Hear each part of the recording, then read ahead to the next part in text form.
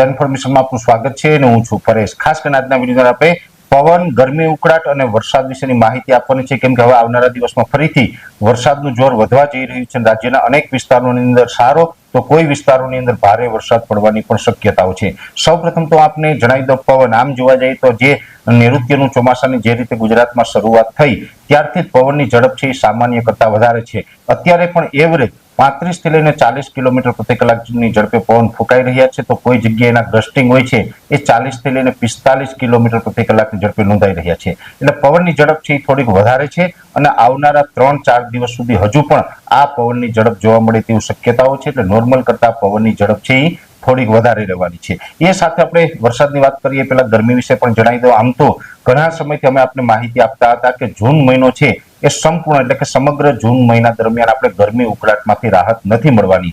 અત્યારે આજે 20 જૂન 2025 છે અને 20 જૂન સુધીમાં રાજ્યના અનેક વિસ્તારોની અંદર સારા વરસાદો પણ પડ્યા છે। ઠીક છે કે અમુક વિસ્તારમાં હજુ વરસાદનું પરફોર્મન્સ સારું નથી, વાવણી લાયક વરસાદ પણ ઘણા વિસ્તારોમાં નથી, છતાં પણ ઘણી જગ્યાએ સારા વરસાદ પડ્યા છે અને સારા વરસાદ પડવા છતાં પણ ગરમી ઉકળાટ અને બફારો છે એમાંથી આપણે 1% પણ રાહત મળી નથી। ગરમી ઉકળાટ છે એ કન્ટિન્યુ હજી જોવા મળી રહ્યા છે અને આ જ પ્રકારની ગરમી અને બફારો છે એ 30 જૂન સુધી યથાવત રહે તેવી શક્યતાઓ છે। અને સામાન્ય રીતે જોવા જઈએ તો જૂન મહિનાની અંદર દર વર્ષે વરસાદ પડે તો પણ ગરમી છે એ કન્ટિન્યુ રહેતી હોય છે। એટલે એ જ મુજબની નોર્મલ સ્થિતિ મુજબ ગરમી છે હમણાં યથાવત રહેશે। બીજી વાત કરવાની છે વરસાદની। સામાન્ય રીતે જોવા જઈએ તો વરસાદની અંદર જે 13-14 જૂનથી વરસાદનો રાઉન્ડ ચાલુ થયો છે અને એ રાઉન્ડ આજે 20 તારીખ સુધી ચાલુ રહ્યો છે।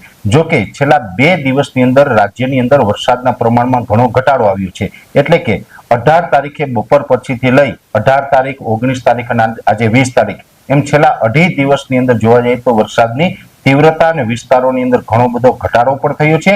પણ 13 જૂનથી જે વરસાદો ચાલુ થયા હતા એ લગભગ આપણે 17 જૂને રાત સુધી એટલે 4-5 દિવસ સુધી રાજ્યની અંદર સારા એવા વરસાદો પડ્યા। એ પછી વરસાદની તીવ્રતા અને વિસ્તારમાં ઘટાડો થયો છે। આજે 20 તારીખ છે, પણ આમ જોવા જઈએ તો આપણા વાર્ષિક કાર્યક્રમ મુજબ આપણે 21-22 તારીખની વાત પણ કરેલી હતી, ત્યારથી પણ વરસાદની શક્યતાઓ આપણે દર્શાવેલી હતી। આજે જે 13 તારીખથી લઈને જે 17 તારીખ સુધી જે વરસાદ નોંધાયા એમાં તો અરબ સાગરની અંદર એક સાયક્લોનિક સર્ક્યુલેશન હતું, એને કારણે વરસાદ નોંધાયા, નૈઋત્યનું ચોમાસું ગુજરાતમાં પ્રવેશ કરી ગયું। પણ જે મુજબ આપણી 21-22 તારીખથી જે વરસાદની આગાહી છે એને પણ કન્ટિન્યુ સમજવાની છે। એટલે એ આગાહી મુજબ સાર્વત્રિક હવે પછી જે વરસાદ હશે એની સાર્વત્રિક વાત ચાલી રહી છે ઓલ ઓવર ગુજરાતમાં। હવે આવતીકાલે 21 અથવા તો પરમ દિવસે 22 તારીખથી ફરીથી પાછી વરસાદની શક્યતાઓ છે। એ વરસાદ છે એમાં દક્ષિણ ગુજરાતની અંદર થોડીક તીવ્રતા વધારે જોવા મળશે। એટલે કે દક્ષિણ ગુજરાતના સુરત, વલસાડ, નવસારી, બારડોલી, બિલીમોરા અને ડાંગ જેવા વિસ્તારો છે એમાં 21-22 તારીખથી લઈને 25 તારીખ સુધી સારા એવા વરસાદોની શક્યતાઓ છે। સૌરાષ્ટ્રની અંદર પણ મોટા ભાગના વિસ્તારો છે જેમાં પોરબંદર, જુનાગઢ, રાજકોટના અમુક વિસ્તારો, ગીર સોમનાથ અને અમરેલી જેવા વિસ્તારો છે તેમાં થોડીક છૂટાછવાયા વિસ્તારમાં તીવ્રતા જોવા મળી શકે। જોકે અમે તમને જે 4-5 જિલ્લાઓના નામ જણાવ્યા છે એ 4-5 જિલ્લાની અંદર જે તીવ્રતા વધારે જોવા મળશે પણ સાર્વત્રિક તીવ્રતા નહીં હોય। 1-2 તાલુકાની અંદર તીવ્રતા હોય, બીજા તાલુકાઓની અંદર હળવા વરસાદ હોય। એવી જ રીતે સૌરાષ્ટ્રના એટલા જિલ્લાઓની અંદર તીવ્રતા સાથે વરસાદ અને સૌરાષ્ટ્રના બીજા વિસ્તારો હોય, દ્વારકા, જામનગર હોય અથવા તો સુરેન્દ્રનગર, મોરબી છે, બોટાદ, ભાવનગર છે, એ તમામ વિસ્તારોની અંદર હળવાથી મધ્યમ વરસાદો છે એ 21 થી લઈને 25 તારીખ દરમિયાન નોંધાય તેવું એક અનુમાન છે। કચ્છ જિલ્લાની અંદર પણ આમ તો 22 તારીખથી વરસાદની તીવ્રતામાં થોડોક વધારો થઈ શકે છે।